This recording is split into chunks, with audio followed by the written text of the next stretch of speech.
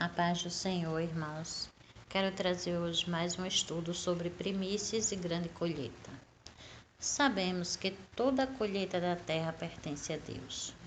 Todos os homens são seus filhos. Em sua palavra diz, no livro de Eclesiastes, que o espírito do homem voltará a Deus. E no livro de Ezequiel diz que o Senhor diz que toda alma pertence a Ele. Este estudo aqui vem nos revelar que a única diferença é o tempo em que cada um levará para chegar de volta ao lar diante da presença de Deus. Para um entendimento mais rápido, vamos logo dizendo que Jesus é o responsável pela seara do Senhor. É Ele que vai tirar da terra as primícias, os melhores frutos e levá-los a Deus. E Ele ficará cuidando da grande colheita. E depois que ela estiver pronta, Ele levará e entregará a Deus todos os seus filhos. Lá em Levítico, capítulo 23, do 9 ao 14, Deus ensinou ao povo de Israel as suas festas. E estas festas são sombras das coisas futuras dos planos de Deus. Está escrito lá em Colossenses, no capítulo 2, do versículo 6 ao 7. Então, a festa das primícias é o recolhimento do melhor fruto. Ele é oferecido a Deus. E a grande colheita ficará para depois. Também encontramos no livro de Apocalipse, no capítulo 14, do 3 ao 5, que nos fala que Jesus levou primícias para Deus, que são os santos, que não foi achado neles nenhuma contaminação. São os purificados do Senhor. Este ensino está em 1 Coríntios, capítulo 15, a partir do 22, que diz assim: porque assim como todos morreram em Adão, assim também todos serão vivificados em Cristo. Ser vivificado significa receber a vida eterna. E quando isso acontecerá? Vamos ler no 23. Mas cada um por sua ordem. Cristo, que já ressuscitou, já chegou diante do Pai. As primícias que brevemente irão. Depois, os que são de Cristo na sua vinda. Esses que são de Cristo irão depois, na sua vinda, significa depois do seu reino. Eles também serão vivificados e entregues ao Pai. Depois virá o fim, quando tiver entregado o reino a Deus, ao Pai, e quando houver aniquilado todo o império de toda potestade e força, porque convém que reine até que haja posto a todos os inimigos debaixo dos seus pés. Ora, o último inimigo que há de ser aniquilado é a morte. Enfim, esse trecho nos levou desde a morte de Cristo até o último dia sobre a terra. Aqui nos mostra o arrebatamento das primícias e depois o reino milenial e no final a grande colheita sendo vivificados também, sendo entregue ao Pai e chegando ao fim do reinado de Jesus. E o último inimigo é a morte, porque a Bíblia diz que durante o reino milenial ainda haverá morte. Está lá em Isaías 66 e 20. Então, depois do reino milenial é que o último inimigo será destruído. Portanto, como vimos, faz parte do plano de salvação de Deus ter primícias e ter grande colheita. Hoje nós vimos em muitos ministérios uma diferença. Há ministério que o foco é formar primícias. Um dos grandes erros é que eles não percebem a presença da grande colheita. Nos ensinos deles, ou é primícia ou é perdição. Não veem que tem o lugar da grande colheita ainda para Deus.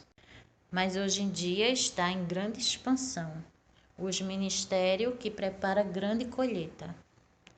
São ministérios que ensinam vir a Cristo, esse ministério não está errado.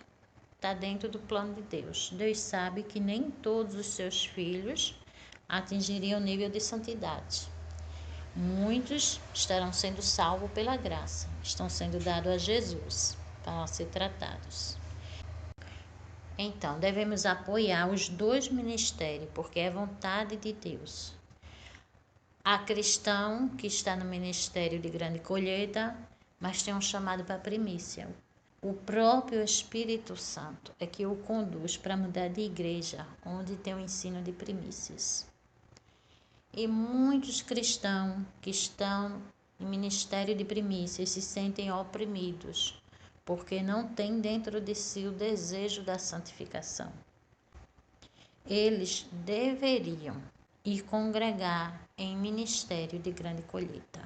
Um trecho que nos apresenta as primícias e a grande colheita está lá em Apocalipse, capítulo 11, versículo 1 e 2, que diz assim: Foi-me dada uma cana semelhante a uma vara, e chegou o anjo e disse: Levanta-te e mede o templo de Deus e o altar, e os que nele adoram.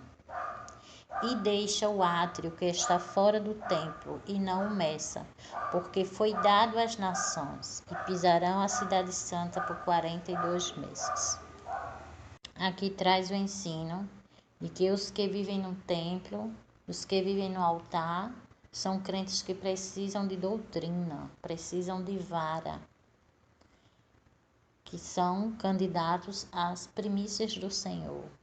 E os cristãos que vivem no átrio, não precisa medir, apenas concebe ele lá. Deixa no átrio, não põe para fora, porque o Senhor também tem um tratamento e uma recompensa para eles. Todos os que vieram ao Senhor jamais serão lançados fora. Cada um receberá a sua recompensa conforme as suas obras. A Bíblia traz muitas passagens onde a gente vê ensinos para os dois grupos. Por exemplo, há quem pergunte: é para um cristão trabalhar ou não trabalhar? Vamos ler agora o que foi escrito para as primícias, lá em Mateus 6:24. Ninguém pode servir a 2 senhores, pois odiará um e amará o outro, será dedicado a um e desprezará o outro. Vocês não podem servir a Deus e ao dinheiro. Por isso eu lhes digo que não se preocupem com a vida diária, se terão o suficiente para comer, beber ou vestir. A vida não é mais que comida, e o corpo não é mais que roupas. Agora vamos ver o que foi dito para a grande colheita, em 1 Tessalonicenses 4:11. Tenham como objetivo uma vida tranquila, ocupando-se com seus próprios assuntos e trabalhando com suas próprias mãos, conforme os instruímos anteriormente. Assim, os que são de fora respeitarão seu modo de viver e vocês não terão de depender dos outros. Em um texto, manda que as primícias descansem no Senhor, se ocupem com seu reino que o Senhor sustenta. Em outra passagem, é orientado que os cristãos vão trabalhar para se sustentar e não precise de depender de ninguém. Outro texto que muitos perguntam, finalmente, sou filho de Deus ou não sou filho de Deus? Vamos ver o que se diz as primícias. Está em 1 João 3:9, que diz: Aquele que é nascido de Deus não peca, porque sua semente permanece nele, e não pode pecar, porque é nascido de Deus. Olha, ele só não peca como ele não pode pecar. Por quê? Porque ele é santificado. Ele já não é mais atingido pela sua natureza pecaminosa. Agora vamos ver o que foi dito para a grande colheita. Também em 1 João 1:10 diz assim: Se afirmamos que não pecamos, chamamos Deus de mentiroso e mostramos que não há em nós lugar para a sua palavra. Então ele está falando aqui que este grupo ainda peca. Veja o que é dito às primícias, em 1 Tessalonicenses 4:3. Porque esta é a vontade de Deus, a saber, a vossa santificação. Então, todo cristão que é primícia tem que ser santo. Em Mateus 5:48, Jesus também disse: portanto, sede vós perfeito, como perfeito é vosso Pai que está no céu. Quando ele disse sede vós, é nós que devemos buscar a perfeição. Agora vemos o que é dito sobre a grande colheita. Lá em 1 Coríntios 3, a partir do versículo 1 diz assim: e eu, irmãos, não vos pude falar como a espirituais, mas como a carnais, como a criancinhas em Cristo. Leite vos dei por alimento, e não comida sólida, porque não a podeis suportar, nem ainda agora podeis, porque nós somos cooperadores de Deus, e vós sois lavouras de Deus e edifício de Deus. Nesta passagem, o apóstolo Paulo está deixando bem claro que ele e os seus irmãos que fazem a obra são cooperadores de Deus, são crentes de maturidade espirituais, crentes primícias para Deus. Mas a igreja ainda estava sendo crianças em Cristo, ainda eram carnais, mas mesmo assim eram lavouras de Deus, era grande colheita, era um edifício de Deus. Deus habitava dentro dele, ele tem o Espírito Santo, ele tem dons espirituais, mas ainda não é maduro, um fruto perfeito para ser apresentado a Deus. A vontade de Deus é ter muitas primícias. E ele tem dito: sejam íntegros, sejam perfeitos, me adorem, busquem a santificação, busquem a minha face, para que vocês vivam. Em 1 Crônicas 16:11 nos diz: buscai o Senhor e a sua força, buscai a sua face continuamente, vós, semente de Israel, seus servos, vós, filhos de Jacó, seus eleitos. Portanto, devemos buscar o Senhor, adorá-lo, buscar a sua face, para sermos aceitos como primícias, chegando diante da sua face e sermos selados como primícias. Deus quer que suas primícias o adorem, mas ele não exige adoração. Existem situações que a gente vê alguns filhos de Deus, pessoas tão boas, e antes de morrer ficam acometidos de enfermidade, vão para o leito, sofrem tanto, que se dependesse de nós daríamos uma morte tranquila e rápida.